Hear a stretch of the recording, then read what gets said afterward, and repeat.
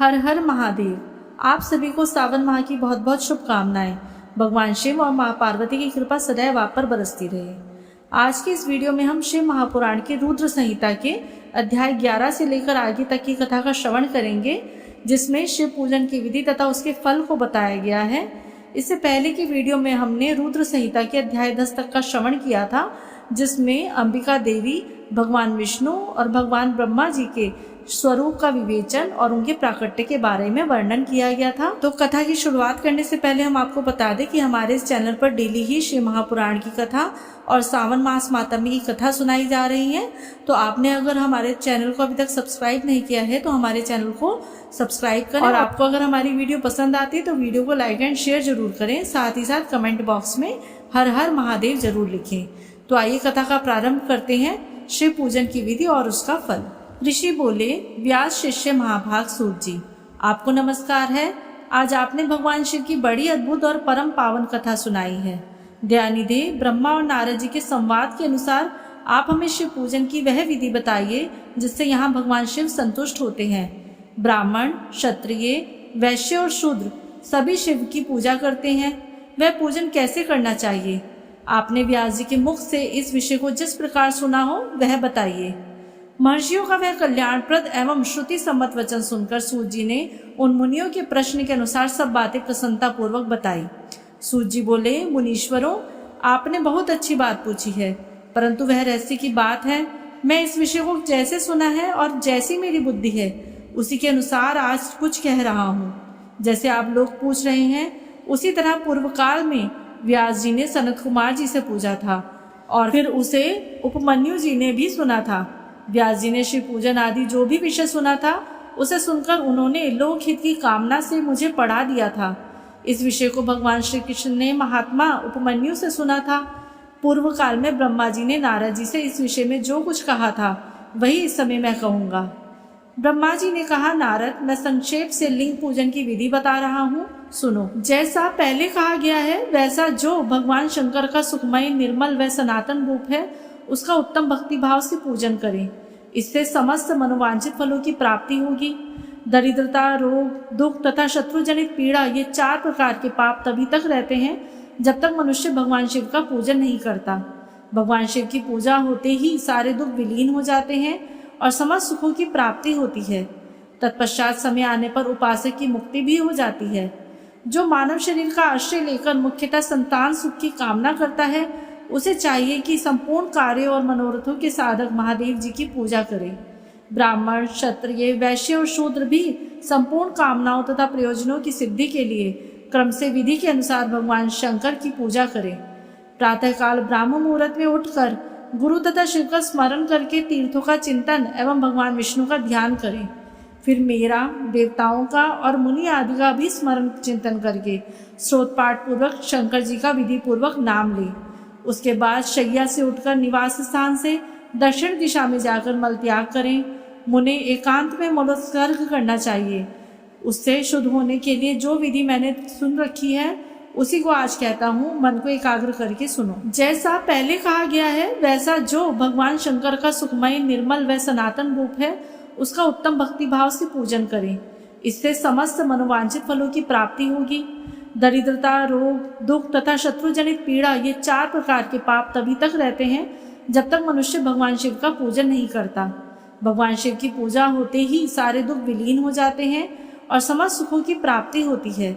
तत्पश्चात समय आने पर उपासक की मुक्ति भी हो जाती है। जो मानव शरीर का आश्रय लेकर मुख्यतः संतान सुख की कामना करता है उसे चाहिए कि संपूर्ण कार्य और मनोरथों के साधक महादेव जी की पूजा करे। ब्राह्मण, क्षत्रिय, वैश्य और शूद्र भी संपूर्ण कामनाओं तथा प्रयोजनों की सिद्धि के लिए क्रम से विधि के अनुसार भगवान शंकर की पूजा करें।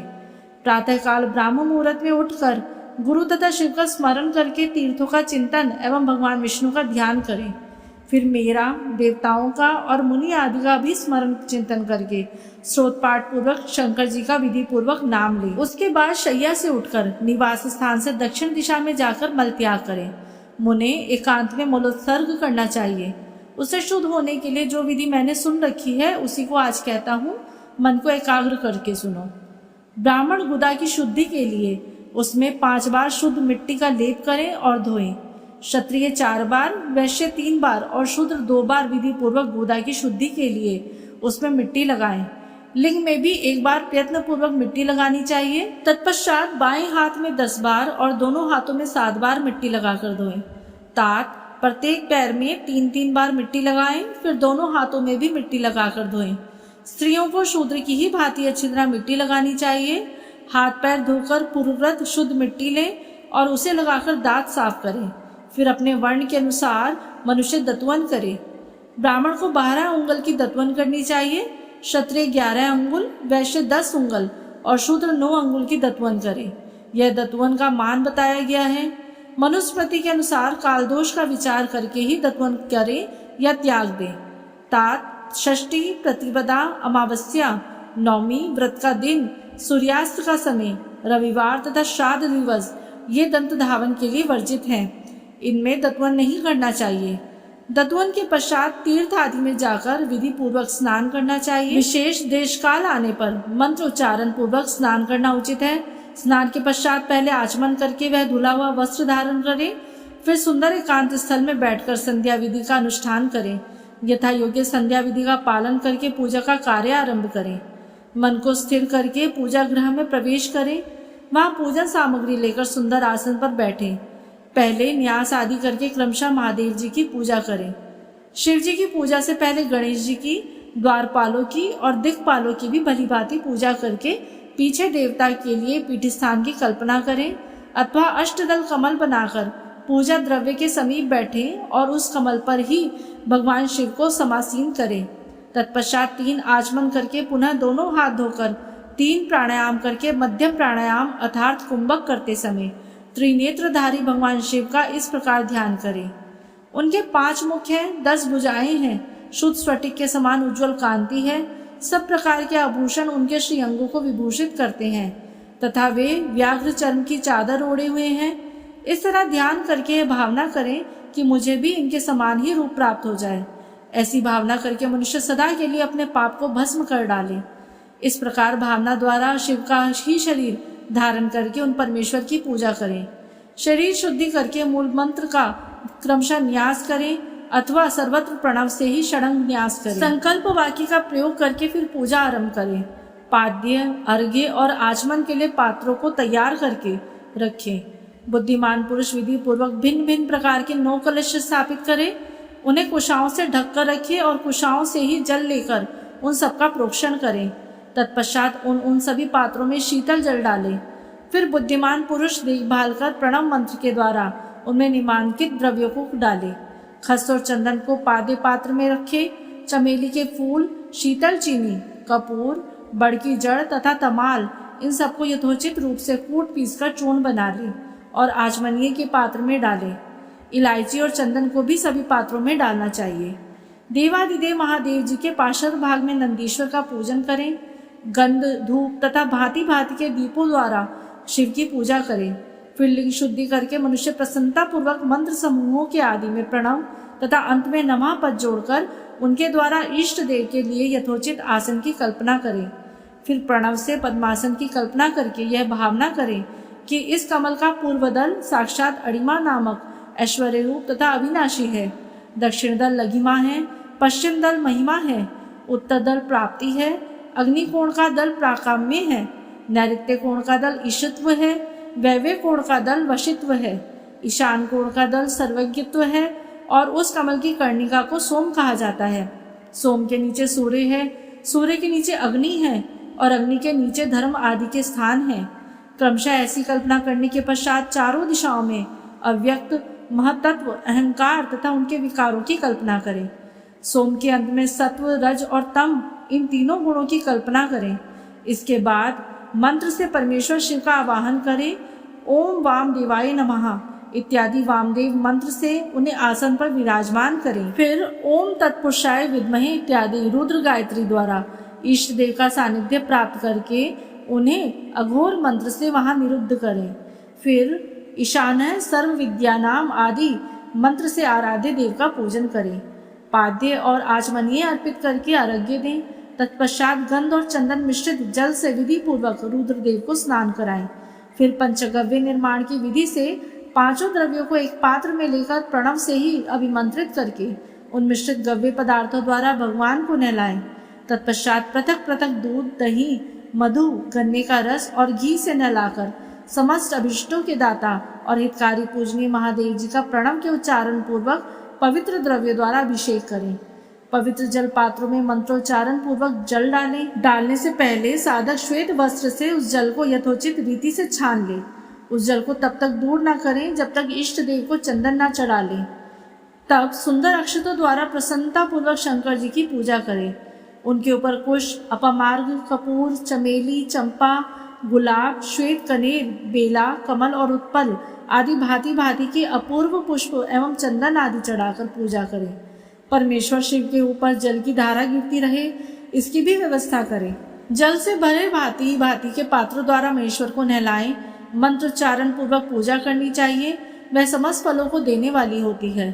तात, अब मैं तुम्हें समस्त मनोवांछित कामनाओं की सिद्धि के लिए उन पूजा संबंधी मंत्रों को भी संक्षेप से बता रहा हूँ, सावधानी के साथ सुनो। पावमान मंत्र से, वांग्मय इत्यादि मंत्र से, रुद्र मंत्र तथा नील रुद्र मंत्र से, शुभ पुरुष सूक्त से, श्री सूक्त से, सुंदर अथर्व शीर्ष के मंत्र से, शांति मंत्र से, शांति संबंधी दूसरे मंत्रों से, भारुंड मंत्र और अरुण मंत्रों से, अर्थाभीष्ट साम तथा देवव्रत साम से, रथंतर साम से, पुरुष सूक्त से, मृत्युंजय मंत्र से तथा पंचाक्षर मंत्र से पूजा करें।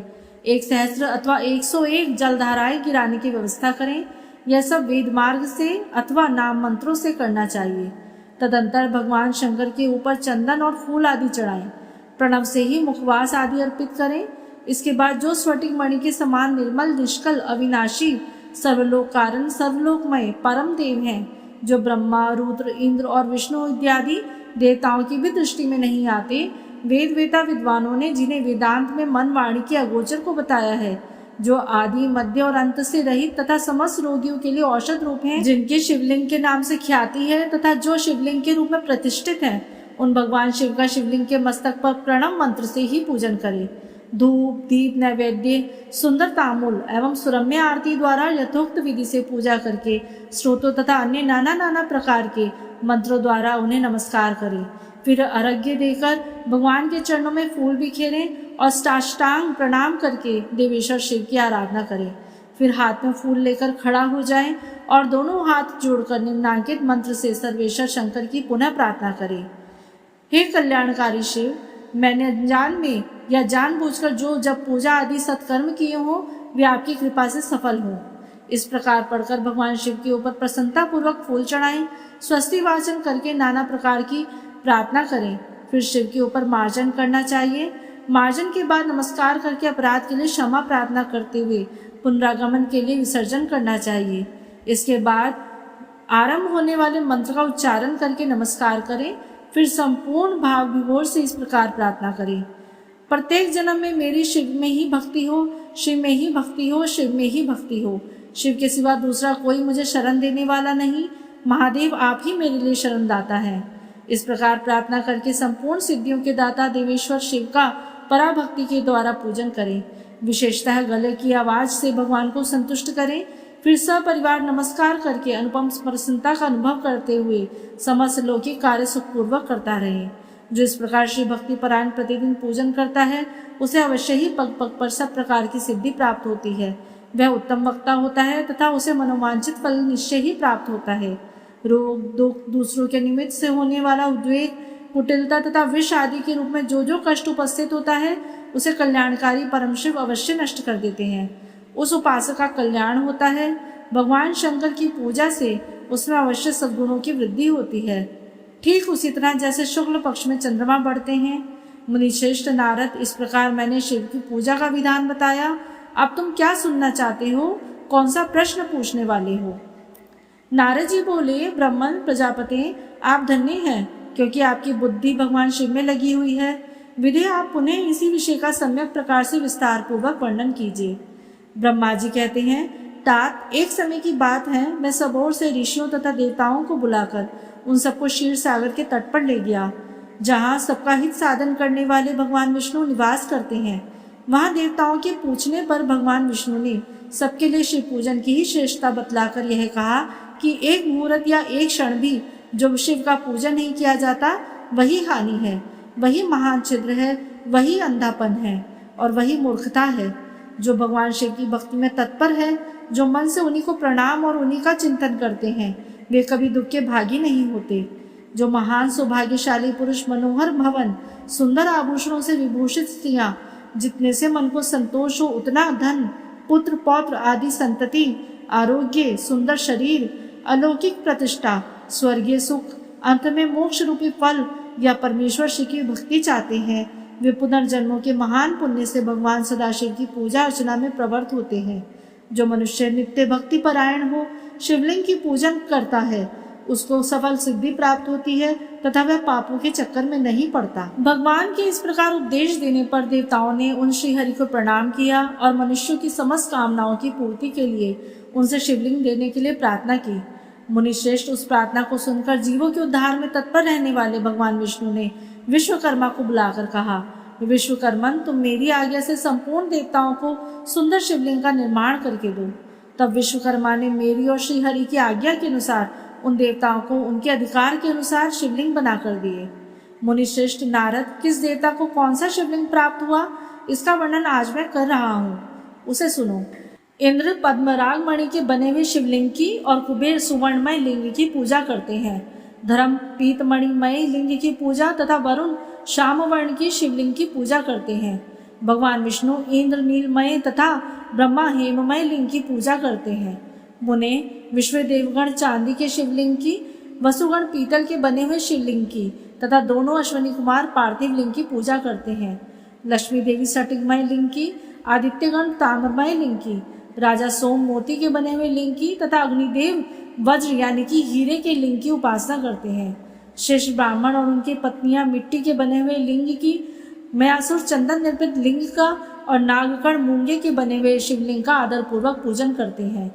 देवी मक्खन के बने हुए लिंग की, योगीजन भस्मय लिंग की, यक्षगण दधि निर्मित लिंग की, छाया देवी आटे से बनी हुई लिंग की और ब्रह्म पत्नी रत्नमय लिंग की निश्चित रूप से पूजन करती है। बाणासुर पारद या पार्थिव लिंग की पूजन करता है। दूसरे लोग भी ऐसा ही करते हैं। ऐसे ऐसे शिवलिंग बनाकर विश्वकर्मा ने विभिन्न लोगों को दिए तथा वे सब देवता और ऋषि उन लिंगों की पूजा करते हैं। भगवान विष्णु ने इस तरह देवताओं को उनके हित की कामना से शिवलिंग देकर उनसे तथा मुझ ब्रह्मा से पिनाक पाणी महादेव के पूजन की विधि भी बताई। पूजन विधि संबंधी उनके वचनों को सुनकर देव शिरोमणियों सहित मैं ब्रह्मा हृदय में हर्ष लिए अपने धाम में आ गया। मुने, वहां आकर मैंने समस्त देवताओं और ऋषियों को शिव पूजा की उत्तम विधि बताई जो संपूर्ण अभिष्ट वस्तु को देने वाली है। उस समय मुझ ब्रह्मा ने कहा, देवताओं सहित समस्त ऋषियों, तुम प्रेम परायण होकर सुनो। मैं प्रसन्नता पूर्वक तुमसे शिव पूजन की उस विधि का वर्णन करता हूँ जो भोग और मोक्ष देने वाली है। देवताओं और मुनीश्वरों, समस्त जंतुओं में मनुष्य जन्म प्राप्त करना प्राय दुर्लभ है। उनमें भी उत्तम कुल में जन्म तो और भी दुर्लभ है। उत्तम कुल में भी आचारवान ब्राह्मणों के यहाँ उत्पन्न होना उत्तम पुण्य से ही संभव है। यदि वैसा जन्म सुलभ हो जाए तो भगवान शिव के संतोष के लिए उस उत्तम कर्म का अनुष्ठान करें जो अपने वर्ण और आश्रम के लिए शास्त्रों द्वारा प्रतिपादित है। जिस जाति के लिए जो कर्म बताया गया है उसका उल्लंघन ना करें। जितनी संपत्ति हो उसके अनुसार ही दान करें। कर्ममय सहस्त्रों यज्ञों से तपोयज्ञ बढ़कर है। सहस्त्रों तपयज्ञों से जप यज्ञ का महत्व अधिक है। ध्यान यज्ञ से बढ़कर कोई वस्तु नहीं है। ध्यान ज्ञान का साधन है, क्योंकि योगी ध्यान के द्वारा अपने इष्ट देव समरस शिव का साक्षात्कार करता है। ध्यान यज्ञ में तत्पर रहने वाले उपासक के लिए भगवान शिव सदा ही सन्निहित है।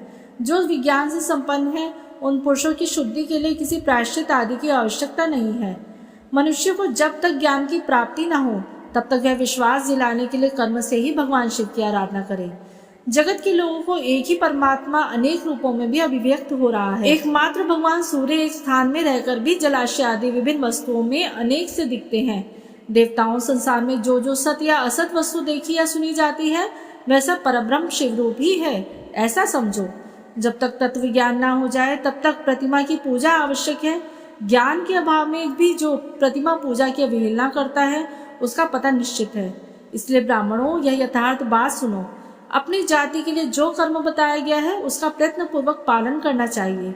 जहाँ जहाँ यथावत भक्ति हो उस आराध्य देव का पूजन आदि अवश्य करना चाहिए। क्योंकि पूजन और दान आदि के बिना पातक दूर नहीं होते। जैसे मैले कपड़े में रंग बहुत अच्छा नहीं चढ़ता, किंतु जब उसको धोकर स्वच्छ कर लिया जाए तब उस पर सब रंग अच्छे चढ़ते हैं। उसी प्रकार देवताओं की भली भांति पूजा से जब त्रिविध शरीर पूर्णतया निर्मल हो जाता है तभी उस पर ज्ञान का रंग चढ़ता है और तभी विज्ञान का प्राकट्य होता है। जब विज्ञान हो जाता है तब भेदभाव की निवृत्ति हो जाती है। भेद की संपूर्णतया निवृत्ति हो जाने पर द्वंद्व दुख दूर हो जाता है और द्वंद्व दुख से रहित पुरुष शिवरूप हो जाता है। मनुष्य जब तक गृहस्थ आश्रम में रहे तब तक पांचों देवताओं की तथा उनमें श्रेष्ठ भगवान शंकर की प्रतिमा का उत्तम प्रेम के साथ पूजन करे, अथवा जो सबके एकमात्र मूल हैं उन भगवान शिव की ही पूजा सबसे बढ़कर है। क्योंकि मूल से सींचे जाने पर शाखा स्थानीय संपूर्ण देवता स्वतः तृप्त हो जाते हैं। अतः जो संपूर्ण मनोवांछित फलों को पाना चाहता है वे अपने अभिष्ट की सिद्धि के लिए समस्त प्राणियों के हित में तत्पर रहकर लोक कल्याणकारी भगवान शंकर का पूजन करें। ब्रह्मा जी कहते हैं, अब मैं पूजा की सर्वोत्तम विधि बता रहा हूँ जो समस्त अभिष्ट तथा सुखों को सुलभ कराने वाली है। देवताओं तथा ऋषियों, तुम ध्यान देकर सुनो। उपासक को चाहिए कि वह ब्राह्म मुहूर्त में शयन से उठकर जगदम्बा पार्वती सहित भगवान शिव का स्मरण करे तथा हाथ जोड़कर मस्तक झुकाकर भक्ति पूर्वक उनसे प्रार्थना करे, देवीश्वर उठिए उठिए मेरे हृदय मंदिर में शयन करने वाले देवता, उठिए उमाकांत उठिए और ब्रह्मांड में सबका मंगल कीजिए।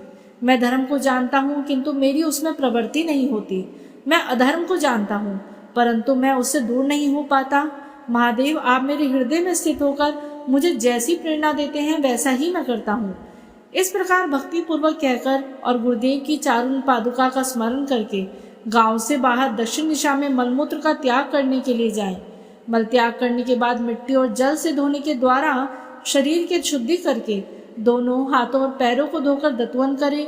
सूर्योदय होने से पहले ही दत्वन करके मुंह को 16 बार जल की अंजलियों से धोए। देवताओं और ऋषियों षष्ठी, प्रतिपदा, अमावस्या और नौमी तिथियों तथा रविवार के दिन शिव भक्त को यत्न पूर्वक दत्वन का त्याग देना चाहिए। अवकाश के अनुसार नदी में जाकर अथवा घर में ही भली भांति स्नान करे। मनुष्य को देश और काल के विरुद्ध स्नान नहीं करना चाहिए। रविवार, श्राद्ध, संक्रांति, ग्रहण, महादान, तीर्थ, उपवास दिवस अथवा अशौच प्राप्त होने पर मनुष्य गर्म जल से स्नान ना करे। शिव भक्त मनुष्य तीर्थ आदि में प्रवाह के सम्मुख होकर स्नान करे। जो नहाने के पहले तेल लगाना चाहे उसे विहित व निषिद्ध दिनों का विचार करके ही तेलाभंग करना चाहिए। जो प्रतिदिन नियम पूर्वक तेल लगाता हो उसके लिए किसी दिन भी तेलाभ्यंग दूषित नहीं होता, अथवा जो तेल इत्र आदि से वासित हो उसको लगाना किसी दिन भी दूषित नहीं है। सरसों का तेल ग्रहण को छोड़कर दूसरे किसी दिन भी दूषित नहीं होता। इस तरह देश काल का विचार करके विधि पूर्वक स्नान करें। स्नान के समय अपने मुख को उत्तर या पूर्व की ओर रखना चाहिए। उच्छिष्ट वस्त्र का उपयोग कभी ना करें। शुद्ध वस्त्र से इष्ट देव के स्मरण पूर्वक स्नान करें। जिस वस्त्र को दूसरे ने धारण किया हो अथवा जो दूसरे के पहनने की वस्तु हो तथा जिसे स्वयं रात में धारण किया गया हो वह वस्त्र उच्छिष्ट कहलाता है। उससे तभी स्नान किया जा सकता है जब उसे धो लिया गया हो। स्नान के पश्चात देवताओं, ऋषियों तथा पितरों की तृप्ति देने वाला स्नानांग तर्पण करना चाहिए। उसके बाद धुला हुआ वस्त्र पहने और आचमन करें।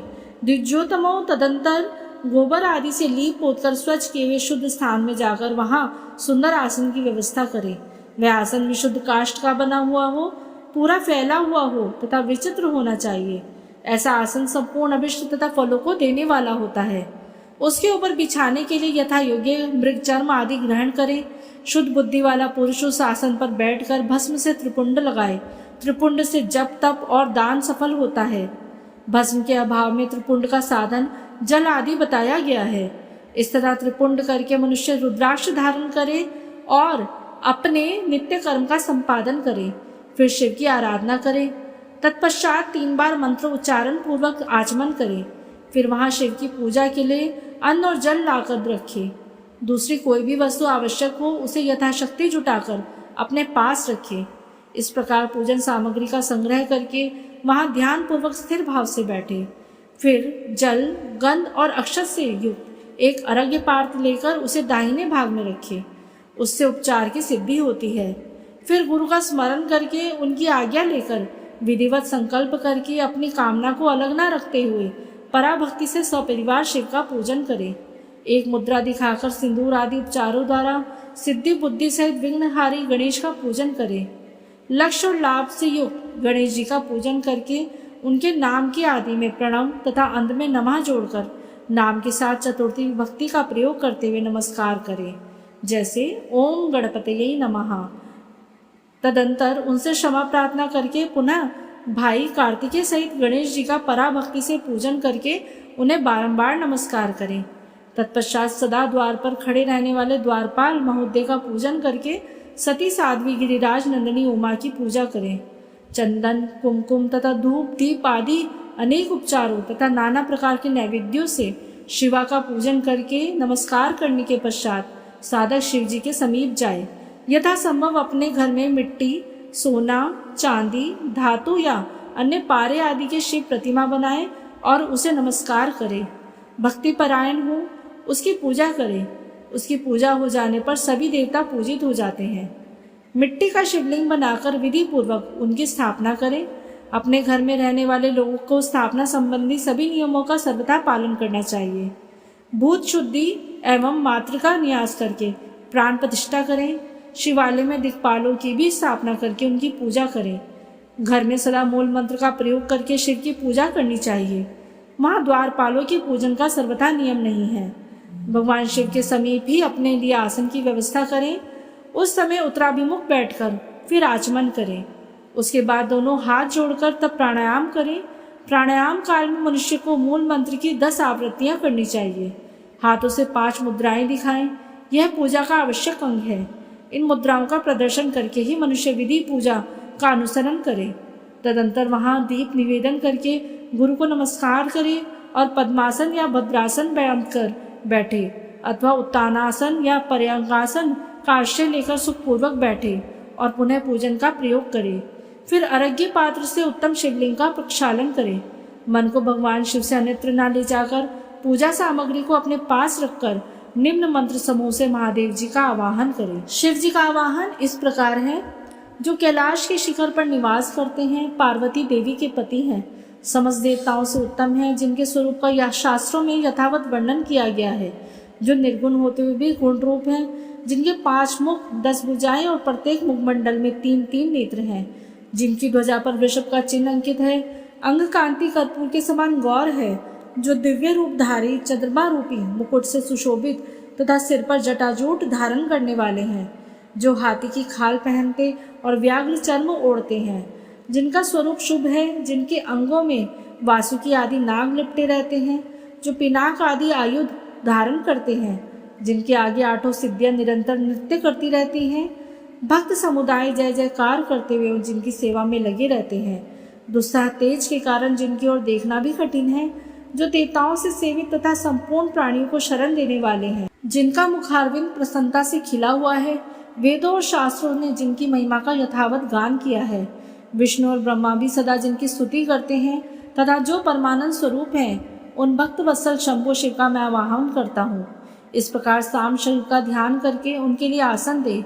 चतुर्थ्यांत पद से ही क्रमशः सब कुछ अर्पित करें। आसन के पश्चात भगवान शंकर को पाद्य और अर्घ्य दे। फिर परमात्मा शंभु को आचमन कराकर पंचामृत संबंधी द्रव्यों द्वारा प्रसन्नता पूर्वक शंकर को स्नान कराएं। वेद मंत्रों का उच्चारण करके भक्ति पूर्वक यथा योग्य समस्त द्रव्य भगवान को अर्पित करें। अभिष्ट द्रव्य को शंकर के ऊपर चढ़ाएं। फिर भगवान शंकर को वारुण स्नान कराएं। स्नान के पश्चात उनके श्रीअंगों में सुगंधित चंदन तथा अन्य द्रव्यों का यत्न पूर्वक लेप करें। फिर सुगंधित जल से ही उनके ऊपर जलधारा गिराकर अभिषेक करें। वेद मंत्रों, षडंगों अथवा शिव के 11 नामों द्वारा यथावकाश जलधारा चढ़ाकर वस्त्र से शिवलिंग को अच्छी तरह पहुँचे। फिर आचमनार्थ जल दें और वस्त्र समर्पित करें। नाना प्रकार के मंत्रों द्वारा भगवान शिव को तिल, जौ, गेहूं, मूंग और उड़द अर्पित करें। फिर 5 मुख वाले परमात्मा शिव को पुष्प चढ़ाएं। प्रत्येक मुख पर ध्यान के अनुसार यथोचित अभिलाषा करके कमल, शतपत्र, शंख पुष्प, कुश पुष्प, धतूर, मंदार, गुमा, तुलसी दल तथा बिल्वपत्र चढ़ाकर पराभक्ति के साथ भक्त वत्सल भगवान शंकर की पूजा करें। अन्य सब वस्तुओं का अभाव होने पर शिव को केवल बिल्वपत्र ही अर्पित करें। बिल्वपत्र समर्पित होने से ही शिव की पूजा सफल होती है। तत्पश्चात सुगंधित चूर्ण तथा सुवासित उत्तम तेल, इत्र आदि विविध वस्तुएं बड़े हर्ष के साथ भगवान शिव को अर्पित करें। फिर प्रसन्नता पूर्वक गुगलू और अगुरु आदि की धूप निवेदन करें। तदंतर शंकर जी को घी से भरा हुआ दीपक दें। इसके बाद निम्नांकित मंत्र से भक्ति पूर्वक पुनः अर्घ्य दें और भाव भक्ति से वस्त्र द्वारा उनका मुख का मार्जन करें। प्रभु शंकर, आपको नमस्कार है, आप इस अर्घ्य को अब स्वीकार करें। मुझे रूप दीजिए, यश दीजिए, भोग दीजिए तथा भोग और मोक्ष रूपी फल प्रदान कीजिए। इसके बाद भगवान शिव को भांति भांति के उत्तम नैवेद्य अर्पित करें। नैवेद्य के पश्चात प्रेम पूर्वक आचमन कराएं। तदंतर सांगोपांग तांबूल बनाकर शिव को समर्पित करें। फिर 5 बत्ती की आरती बनाकर भगवान को दिखाएं। उसकी संख्या इस प्रकार है: पैरों में 4, नाभि मंडल में सामने 2 बार, मुख के समक्ष 1 बार और संपूर्ण अंगों में 7 बार आरती दिखाएं। तत्पश्चात नाना प्रकार के स्रोतों द्वारा प्रेम पूर्वक भगवान विष्णुध्वज की स्तुति करें। तदंतर धीरे धीरे शिव की परिक्रमा करें। परिक्रमा करने के बाद भक्त पुरुष साष्टांग प्रणाम करे और मंत्र से भक्ति पूर्वक पुष्पांजलि दे। शंकर, मैंने अज्ञान से या जानबूझकर जो पूजन आदि किया है वे आपकी कृपा से सफल हो। मृड, मैं आपका हूँ, मेरे प्राण सदा आप में लगे हुए हैं, मेरा चित्त सदा आपका ही चिंतन करता है। ऐसा जानकर हे गौरीनाथ भूतनाथ, आप मुझ पर प्रसन्न होइए। प्रभु, धरती पर जिनके पैर लड़खड़ा जाते हैं उनके लिए भूमि ही सहारा है। उसी प्रकार जिन्होंने आपके प्रति अपराध किए हैं उनके लिए भी आप ही शरण दाता हैं। इत्यादि रूप से बहुत बहुत प्रार्थना करके उत्तम विधि से पुष्पांजलि अर्पित करने के पश्चात पुनः भगवान को नमस्कार करें। फिर मंत्र से विसर्जन करना चाहिए। देवेश्वर प्रभु, अब आप परिवार सहित अपने स्थान को पधारें। नाथ, जब पूजा का समय हो तब पुनः आप यहाँ सादर पदार्पण करें।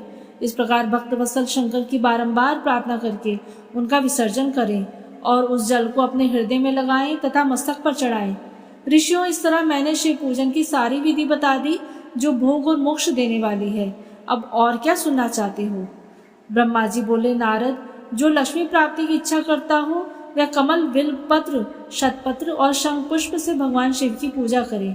ब्राह्मण, यदि 1 लाख की संख्या में इन पुष्पों द्वारा भगवान शिव की पूजा संपन्न हो जाए तो सारे पापों का नाश हो जाता है और लक्ष्मी की भी प्राप्ति हो जाती है, इसमें संशय नहीं है। प्राचीन पुरुषों ने 20 कमलों का एक प्रस्थ बताया है। 1 सहस्त्र बिल्व पत्रों को भी एक प्रस्थ कहा गया है। 1 सहस्त्र शतपत्र से आधे प्रस्थ की परिभाषा की गई है। 16 पलों का एक प्रस्थ होता है और 10 टंकों का एक पल। इन स्मान से पत्र, पुष्प आदि को तोलना चाहिए। जब पूर्वोक्त संख्या वाले पुष्पों से शिव की पूजा हो जाती है तब सकाम पुरुष अपने संपूर्ण अभिष्ट को प्राप्त कर लेता है। यदि उपासक के मन में कोई कामना न हो तो पूर्वोक्त पूजन से शिव स्वरूप हो जाता है। मृत्युंजय मंत्र का जब 5 लाख जब पूरा हो जाता है तब भगवान शिव प्रत्यक्ष दर्शन देते हैं। 1 लाख के जप से शरीर की शुद्धि होती है और दूसरे लाख के जप से पूर्व जन्म की बातों का स्मरण होता है। तीसरे लाख पूर्ण होने पर संपूर्ण काम्य वस्तुएं प्राप्त होती हैं। चौथे लाख का जप होने पर स्वप्न में भगवान शिव का दर्शन होता है और 5वें लाख का जप ज्यों ही पूरा होता है भगवान शिव उपासक के सम्मुख तत्काल प्रकट हो जाते हैं। इसी मंत्र का 10 लाख जप हो जाए तो संपूर्ण फल की सिद्धि होती है। जो मोक्ष की अभिलाषा रखता है वह दर्भों द्वारा शिव का पूजन करे। मुनि श्रेष्ठ, सर्वत्र लाख की ही संख्या समझनी चाहिए। आयु की इच्छा वाले पुरुष 1 लाख दुर्वाओं द्वारा पूजन करें। जिसे पुत्र की अभिलाषा हो वह धतूरे के 1 लाख फूलों से पूजा करे। लाल डंठल वाला धतूरा पूजन में शुभदायक माना गया है।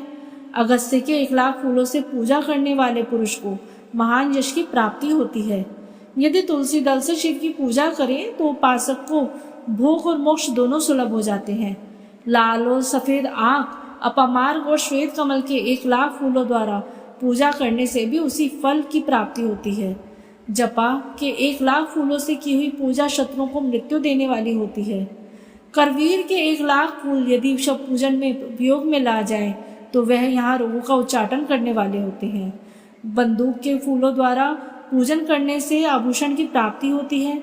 चमेली से शिव पूजा करके मनुष्य वाहनों को उपलब्ध करता है, इसमें संशय नहीं है। अलसी के फूलों से महादेव जी का पूजन करने वाला पुरुष भगवान विष्णु को प्रिय है। शमी पत्रों से पूजा करके मनुष्य मोक्ष प्राप्त करता है।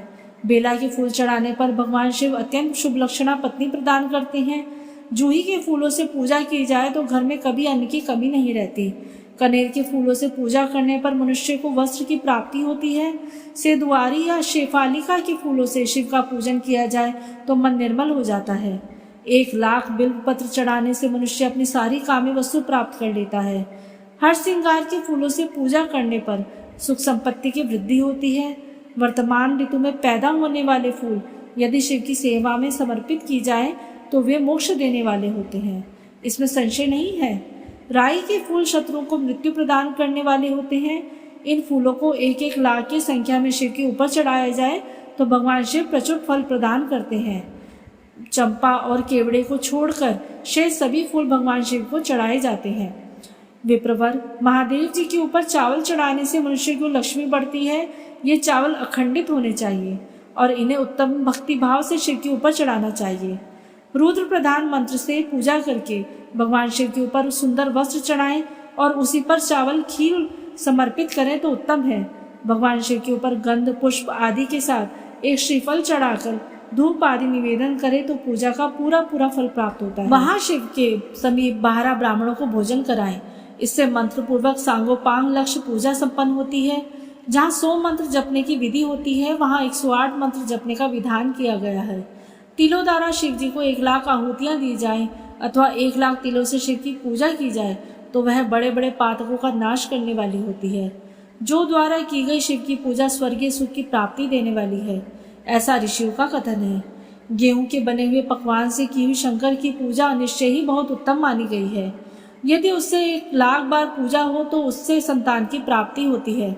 यदि मूंग से पूजा की जाए तो भगवान शिव सुख प्रदान करते हैं। कंगनी द्वारा सर्वाध्यक्ष परमात्मा शिव का पूजन करने मात्र से उपासक के धर्म, अर्थ और काम भोग की वृद्धि होती है तथा वह पूजा समस्त सुखों को देने वाली होती है। अरहर के पत्तों से श्रृंगार करके भगवान शिव की पूजा करें। यह पूजा नाना प्रकार के सुखों और संपूर्ण फलों को देने वाली है। मुनिश्रेष्ठ, अब फूलों की लक्ष्य संख्या का तौल बताया जा रहा है, प्रसन्नता पूर्वक सुनो। सूक्ष्म मान का प्रदर्शन करने वाले व्यास जी ने एक प्रस्थ शंख पुष्प को 1,00,000 बताया है। 11 प्रस्थ चमेली फूल हो तो वही 1,00,000 फूलों का मान कहा गया है। जूही के 1,00,000 फूलों का भी वही मान है। राई के 1,00,000 फूलों का मान 5.5 प्रस्थ है। उपासक को चाहिए कि वह निष्काम होकर मोक्ष के लिए भगवान शिव की पूजा करे। भक्ति भाव से विधि पूर्वक शिव की पूजा करके भक्तों को पीछे जलधारा समर्पित करनी चाहिए। ज्वर में जो मनुष्य प्रलाप करने लगता है उसकी शांति के लिए जलधारा शुभकारक बताई गई है। शतरुद्रीय मंत्र से, रुद्री के 11 पाठों से, रुद्र मंत्रों के जप से, पुरुष सूक्त से, 6 ऋचा वाले रुद्र सूक्त से, महामृत्युंजय मंत्र से, गायत्री मंत्र से अथवा शिव के शास्त्रोक्त नामों के आदि में प्रणव और अंत में नमः पद जोड़कर बने हुए मंत्रों के द्वारा जलधारा आदि अर्पित करनी चाहिए। सुख और संतान की वृद्धि के लिए जलधारा द्वारा पूजन उत्तम बताया गया है। उत्तम भस्म धारण करके उपासक को प्रेम पूर्वक नाना प्रकार के शुभ एवं दिव्य द्रव्यों द्वारा शिव की पूजा करनी चाहिए और शिव पर उनके सहस्त्र नाम मंत्रों से पी की धारा चढ़ानी चाहिए। ऐसा करने पर वंश का विस्तार होता है, इसमें संशय नहीं है। इसी प्रकार यदि 10,000 मंत्रों द्वारा शिव जी की पूजा की जाए तो प्रमेह रोग की शांति होती है और उपासक को मनोवांछित फल की प्राप्ति हो जाती है। यदि कोई नपुंसकता को प्राप्त हो जाए तो वह घी से शिव जी की भली भांति पूजा करे तथा ब्राह्मणों को भोजन कराए। साथ ही उसके लिए मुनीश्वरों ने प्रजापत्य व्रत का विधान बताया है। यदि बुद्धि जड़ हो जाए तो उस अवस्था में पूजक को केवल शर्करा मिश्रित दुग्ध की धारा चढ़ानी चाहिए। ऐसा करने पर उसे बृहस्पति के समान उत्तम बुद्धि की प्राप्ति होती है। जब तक 10,000 मंत्रों का जप पूरा ना हो जाए तब तक पूर्वोक्त दुग्ध धारा द्वारा भगवान शिव का उत्कृष्ट पूजन चालू रखना चाहिए। जब तन मन में अकारण ही उच्चाटन होने लगे, जी उचट जाए, कहीं भी प्रेम ना रहे, दुख बढ़ जाए और अपने घर में सदा कलह रहने लगे, तब पूर्वोक्त रूप से दूध की धारा चढ़ाने से सारा दुख नष्ट हो जाता है। सुवासित तेल से पूजा करने पर भोगों की वृद्धि होती है। यदि मधु से शिव जी की पूजा की जाए तो राज्य क्षमा का रोग दूर हो जाता है। यदि शिव पर ईख की रस की धारा चढ़ाई जाए तो वह भी संपूर्ण आनंद की प्राप्ति कराने वाली होती है। गंगा जल की धारा तो भोग और मोक्ष दोनों फलों को देने वाली है। ये सब जो धाराएं बताई गई हैं, इन सबको महामृत्युंजय मंत्र से चढ़ाना चाहिए। उसमें भी उक्त मंत्र का विधानतः 10,000 जप करना चाहिए और 11 ब्राह्मणों को भोजन कराना चाहिए। तदंतर नारद जी के पूछने पर ब्रह्मा जी बोले, मुने, हमें पूर्वोक्त आदेश देकर जब ब्रह्मादेव जी अंतर ध्यान हो गए तब मैं उनकी आज्ञा का पालन करने के लिए ध्यानमग्न हो कर्तव्य का विचार करने लगा। उस समय भगवान शंकर को नमस्कार करके श्री हरि से ज्ञान पाकर परमानंद को प्राप्त हो मैंने सृष्टि करने का निश्चय किया। तात भगवान विष्णु भी वहाँ सदाशिव को प्रणाम करके मुझे आवश्यक उपदेश दे तत्काल अदृश्य हो गए। वे ब्रह्मांड से बाहर जाकर भगवान शिव की कृपा प्राप्त करके वैकुंठ धाम में जा पहुँचे और सदा वहीं रहने लगे। मैंने सृष्टि की इच्छा से भगवान शिव और विष्णु का स्मरण करके पहले के रचे हुए जल में अपनी अंजलि डालकर जल के ऊपर की ओर उछाला। उसमें वहाँ एक अंड प्रकट हुआ जो 24 तत्वों का समूह कहा जाता है। विप्रवर वह विराट आकार वाला अंड जड़ रूप ही था। उसमें चेतनता न देखकर मुझे बड़ा संशय हुआ और मैं अत्यंत कठोर तप करने लगा। 12 वर्षों तक भगवान विष्णु के चिंतन में लगा रहा। तात वह समय पूर्ण होने पर भगवान श्री हरि स्वयं प्रकट हुए और बड़े प्रेम से मेरे अंगों का स्पर्श करते हुए मुझसे प्रसन्नतापूर्वक बोले। श्री विष्णु ने कहा, ब्रह्मन तुम वर मांगो, मैं प्रसन्न हूँ, मुझे तुम्हारे लिए कुछ भी अदेय नहीं है। भगवान शिव की कृपा से मैं सब कुछ देने में समर्थ हूँ। ब्रह्मा बोले, महाभाग, आपने जो मुझ पर कृपा की वह सर्वथा उचित है, क्योंकि भगवान शंकर ने मुझे आपके हाथों में सौंप दिया है। विष्णु, आपको नमस्कार है। आज मैं आपसे जो कुछ मांगता हूँ उसे दीजिए। प्रभु, ये विराट रूप 24 तत्वों से बना हुआ अंड किसी तरह चेतन नहीं हो रहा है, जड़ीभूत दिखाई देता है। हरे, इस समय भगवान शिव की कृपा से आप यहाँ प्रकट हुए हैं, अतः शंकर की सृष्टि शक्ति या विभूतियों से प्राप्त इस अंड में चेतना लाइए। मेरा ऐसे कहने पर शिव की आज्ञा में तत्पर रहने वाले महाविष्णु ने अनंत रूप का आश्रय ले उस अंड में प्रवेश किया। उस समय उन परम पुरुष के सहस्रों मस्तक, सहस्रों नेत्र और सहस्रों पैर थे। उन्होंने भूमि को सब ओर से घेरकर उस अंड को व्याप्त कर लिया। मेरे द्वारा भली बात स्तुति की जाने पर जब श्री विष्णु ने उस अंड में प्रवेश किया तब वह 24 तत्वों को विकार रूप अंड सचेतन हो गया। पाताल से लेकर सत्यलोक तक की अवधि वाले उस अंड के रूप में वहाँ साक्षात श्री हरि ही विराजने लगे। उस विराज अंड में व्यापक होने से ही वे प्रभु बैराज पुरुष कहलाए। पंचमुख महादेव ने केवल अपने रहने के लिए सुरम्य कैलाश नगर का निर्माण किया, जो सब लोकों से ऊपर सुशोभित हो रहा है। देवर्षि संपूर्ण ब्रह्मांड का नाश हो जाने पर भी बैकुंठ और कैलाश, इन 2 धामों का कभी यहाँ नाश नहीं होता। मुनिश्रेष्ठ, मैं सत्यलोक का आश्रय लेकर रहता हूँ। तात, महादेव जी की आज्ञा से ही मुझ में सृष्टि रचने की इच्छा उत्पन्न हुई है। बेटा, जब मैं सृष्टि की इच्छा से चिंतन करने लगा उस समय पहले मुझसे अनजान में ही पापपूर्ण तमोगुणी सृष्टि का प्रादुर्भाव हुआ, जिसे अविद्या पंचक कहते हैं। तदंतर प्रसन्नचित होकर शंभु की आज्ञा से मैं पुनः अनासक्त भाव से सृष्टि का चिंतन करने लगा। उस समय मेरे द्वारा स्थावर संगक वृक्ष आदि की सृष्टि हुई, जिसे मुख्य सर्ग कहते हैं। उसे देखकर तथा वह अपने लिए पुरुषार्थ का साधक नहीं है, यह जानकर सृष्टि की इच्छा वाले मुझ ब्रह्मा से दूसरे सर्ग प्रकट हुआ, जो दुख से भरा हुआ था। उसका नाम है त्रियक स्त्रोता। वह सर्ग भी पुरुषार्थ का साधक नहीं था। उसे भी पुरुषार्थ साधन की शक्ति से रहित जान जब मैं पुनः सृष्टि का चिंतन करने लगा तब मुझसे शीघ्र ही तीसरे सात्विक सर्ग का प्रादुर्भाव हुआ, जिसे उधर्व स्त्रोता कहते हैं। यह देव सर्ग के नाम से विख्यात हुआ। देव सर्ग सत्यवादी तथा अत्यंत सुखदायक है। उसे भी पुरुषार्थ साधन की रुचि और अधिकार से रहित मानकर मैंने अन्य सर्ग के लिए अपने स्वामी श्री शिव का चिंतन आरंभ किया। तब भगवान शंकर की आज्ञा से एक रजोगुणी सृष्टि का प्रादुर्भाव हुआ, जिसे अर्वार्क स्त्रोता कहा गया। इसी सर्ग के प्राणी मनुष्य हैं, जो पुरुषार्थ साधन के उच्च अधिकारी है। तदंतर महादेव जी की आज्ञा से भूत आदि की सृष्टि हुई। इस तरह मैंने 5 तरह की वैकृत सृष्टि का वर्णन किया है। इनके सिवा 3 प्राकृत सर्ग भी कहे गए हैं, जो मुझ ब्रह्मा के सानिध्य से प्रकृति से ही प्रकट हुए हैं। इनमें पहला महत्वत्व का सर्ग है, दूसरा सूक्ष्म भूतों अर्थात तन्मात्राओं का सर्ग है और तीसरा वैकार्किक सर्ग कहलाता है। इस तरह ये 3 प्राकृत सर्ग हैं।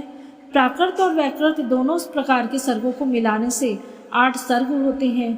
इनके सिवा 9वां कोमार्ग सर्ग है, जो प्राकृत और वैकृत भी है। इन सबके अवान्तर भेद का मैं वर्णन नहीं कर सकता, क्योंकि उसका उपयोग बहुत थोड़ा है। अब द्विजात्मक सर्ग का प्रतिपादन करता हूँ। इसी का दूसरा नाम कोमार्ग सर्ग है, जिसमें सनक सनंदन आदि कुमार्गों की महत्वपूर्ण सृष्टि हुई है। सनक आदि मेरे 4 मानस पुत्र हैं, जो मुझ ब्रह्मा के समान हैं। वे महान वैराग्य से संपन्न तथा उत्तम व्रत का पालन करने वाले हुए। उनका मन सदा भगवान शिव के चिंतन में लगा रहता है। वे संसार से विमुख एवं ज्ञानी हैं। उन्होंने मेरे आदेश देने पर भी सृष्टि के कार्य में मन नहीं लगाया। मुनिश्रेष्ठ नारद, सनकादिक कुमारों के दिए हुए नकारात्मक उत्तर को सुनकर मैंने बड़ा भयंकर क्रोध प्रकट किया। उस समय मुझ पर मोह छा गया था। उस अवसर पर मैंने मन ही मन भगवान विष्णु का स्मरण किया। वे शीघ्र ही आ गए और उन्होंने समझाते हुए मुझसे कहा, तुम भगवान शिव की प्रसन्नता के लिए तपस्या करो। मुनिश्रेष्ठ, श्री हरि ने जब मुझे ऐसी शिक्षा दी तब मैं महाघोर एवं उत्कृष्ट तप करने लगा।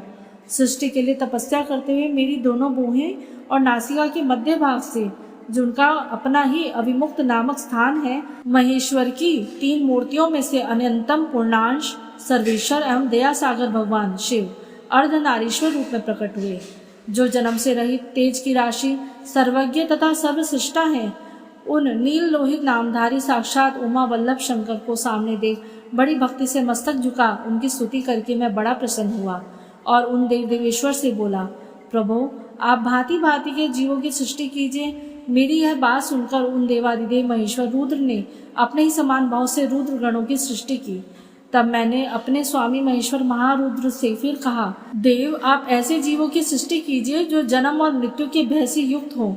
मुनिश्रेष्ठ, मेरी ऐसी बात सुनकर करुणा सागर महादेव जी हंस पड़े और तत्काल इस प्रकार बोले। महादेव जी ने कहा, विधाता मैं जन्म और मृत्यु के भय से युक्त अशोभन जीवों की सृष्टि नहीं करूंगा, क्योंकि वे कर्मों के अधीन हो दुख में के समुद्र में डूबे रहेंगे। मैं तो दुख के सागर में डूबे उन जीवों का उद्धार मात्र करूंगा। गुरु का स्वरूप धारण करके उत्तम ज्ञान प्रदान करके उन सबको संसार सागर से पार करूंगा। प्रजापति, दुख में डूबे हुए सारे जीव की सृष्टि तो तुम ही करो। मेरी आज्ञा से इस कार्य में प्रवृत्त होने के कारण तुम्हें माया नहीं बांध सकेगी। मुझसे ऐसा कहकर श्रीमान भगवान नील लोहित महादेव मेरे देखते देखते अपने पार्षदों के साथ वहां से तत्काल तिरोहित हो गए। इस प्रकार शिव महापुराण के रुद्र संहिता के अध्याय 11 से लेकर 15 तक की कथा संपूर्ण हुई। इससे अगले वीडियो में हम शांभु, मनु और शत्रुपा की तथा ऋषियों की तथा दक्ष कन्याओं की संतानों का वर्णन श्रवण करेंगे। तब तक के लिए ओम नमः शिवाय।